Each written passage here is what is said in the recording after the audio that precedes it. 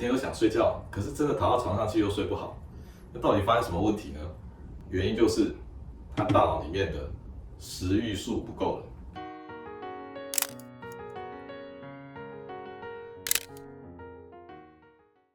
好，大家好，我是未来健康研究院院长方世清医师，我也在新源未来诊所看诊，那我也是永和更新神经内科方世清医师。那今天聊这个话题很有趣，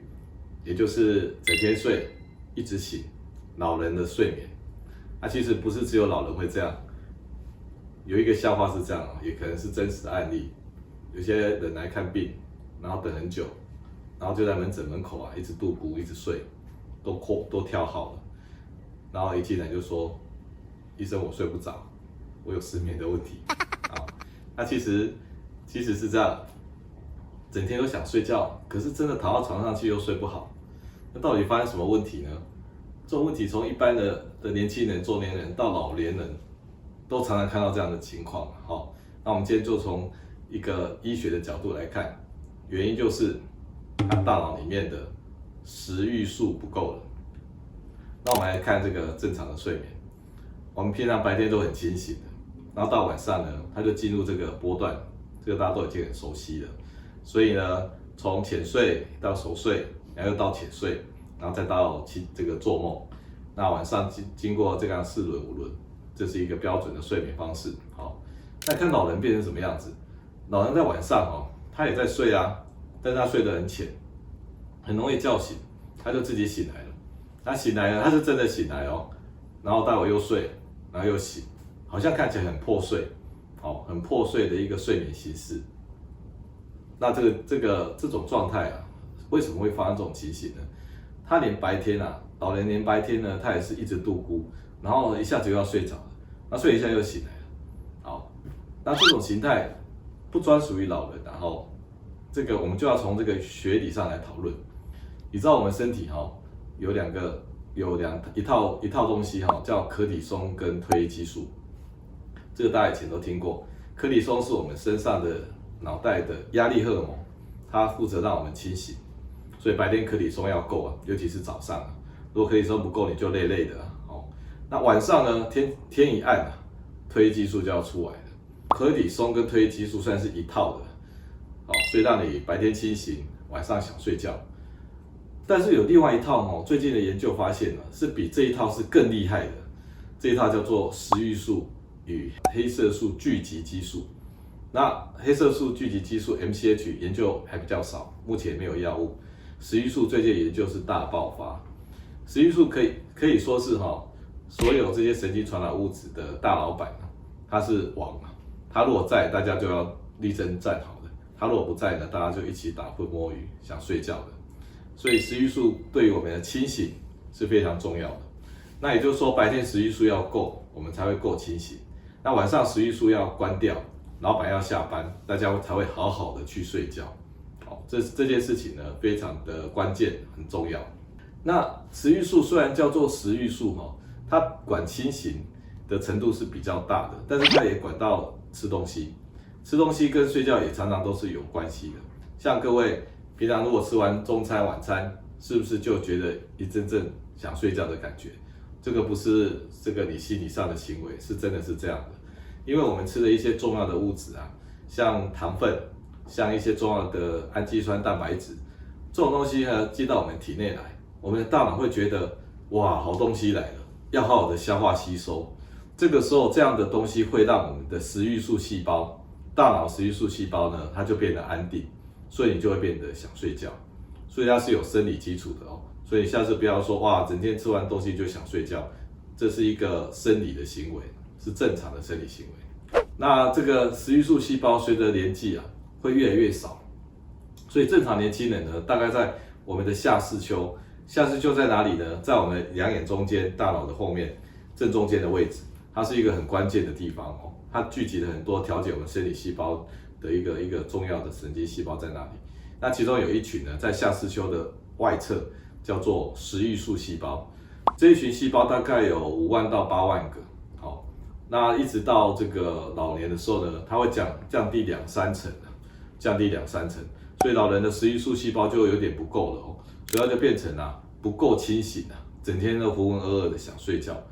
它还会干扰睡眠因为它会变得不稳定，所以变成想睡觉呢，又容易醒来关也关得不彻底，开也开得不彻底那有一种病是更厉害的，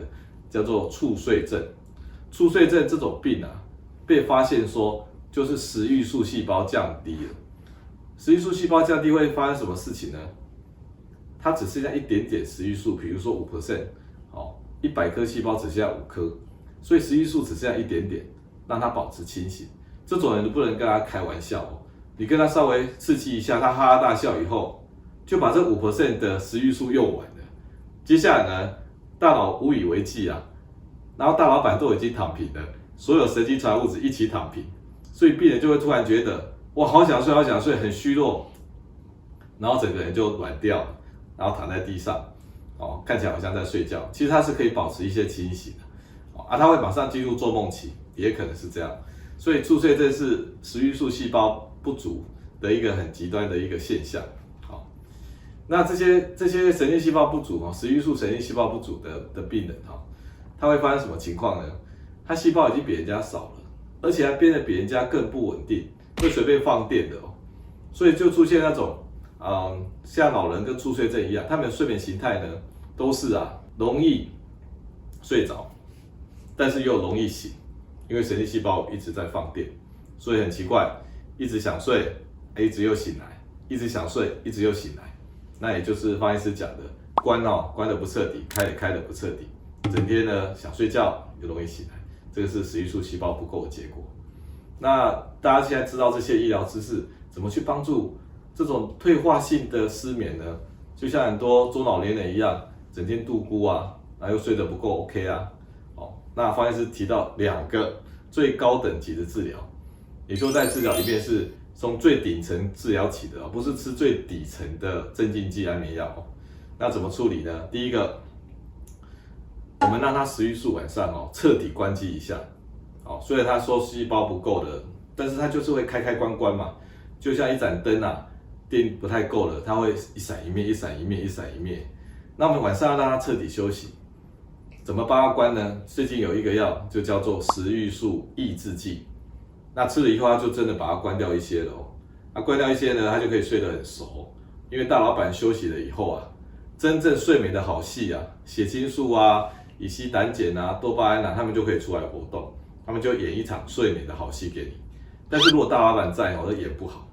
所以我们要把大老板关掉，那就可以彻彻底底的睡觉。这样子的药物跟那个镇静剂安眠药不同的，你吃了以后呢，它是改善增加睡眠的内容的，而安眠药镇静剂呢是看起来在睡，但是是破坏减少睡眠的内容的。那另外一个可以辅助的也是一个大老板，就叫褪黑激素。褪黑激素没有那个食欲素这么厉害，它好像是一个吹哨者一样，它就叫你要睡觉喽，要睡觉喽，但是没有强制力。然后那个食欲素是有强制力的。如果一个公司就好像这个食欲素是王一样然后就说要休息了大家就听命令去休息。可是褪黑激素好像是母亲一样，跟你说可以休息喽，要不要去休息那你有时候听，有时候不听就像你不吃饭，那这个爸爸说去吃饭你就去吃饭，妈妈说叫你去吃饭，要不要去吃饭那你就等一下，再等一下所以褪黑激素就像妈妈的角色一样，没有强制性，但是也是可以从褪黑激素着手所以用褪黑激素刺激剂。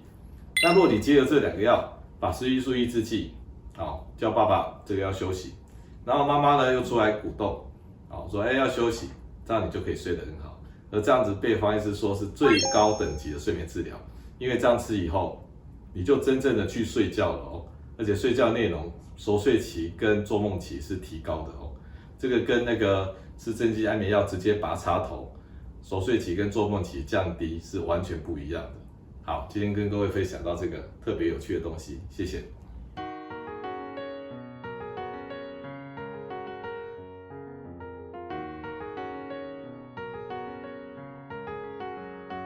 我是方世清医师，每星期2、星期5晚上6点，